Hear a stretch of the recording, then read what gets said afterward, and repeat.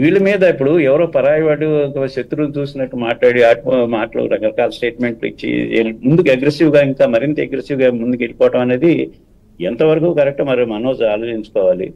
ఈ సమస్యని ఇప్పుడు ఏంటి దాన్ని కూర్చుని నా ప్రాబ్లం ఇది, నన్ను ఇట్లా చూశారు అని చెప్తున్నాడు. దానికి మోహన్ బాబు గారు కూడా ఆయన కూడా పెట్టి వినాయక్ గారు మీకు బాగా తెలుసు. ఒక మాట మీరు కూడా చెప్పొచ్చు. అంటే నేను ఎందుకంటే అన్నమాట మీతోటి మీరు నాకు మీరు కాలేజీ ఫంక్షన్ కి మీరు కూడా వచ్చినట్టున్నారు. ఆ ఫంక్షన్ లో అయినాక మా ఎలక్షన్స్ అయినాక కాలేజీలో ఒక ఫంక్షన్ జరిగింది. అప్పుడు మీరు కూడా ఉన్నట్టు గుర్తున్నారు. ఆ ఫంక్షన్ లో ఇదే మా ఎలక్షన్ లో గెలిచాడని అన్నది గురించి ఎంత గొప్పగా వచ్చి మాట్లాడాడు. మనోజ్ విష్ణు గారి కోసం మనోజ్ ఎంత కష్టపడ్డాడు, ఎంత కష్టపడి ఎంతో ఘనంగా మాట్లాడాడు. అవి ఒక్కసారి మనోజ్ చేసుకుని ఆ బంధం ఎందుకు పోగొట్టుకోవాలి? అది ఎందుకు?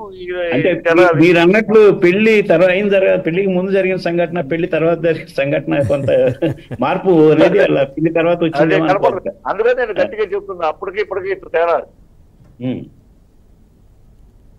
ఇలా సార్ ఇప్పుడు విద్యా సంస్థలను కావచ్చు, లేదంటే ప్రజలను ఎట్లా ఫేస్ చేయాల్సి వస్తుంది ఇంత జరిగిన తర్వాత? ఖచ్చితంగా ఈ సమస్యలు సర్దుమనగాలి.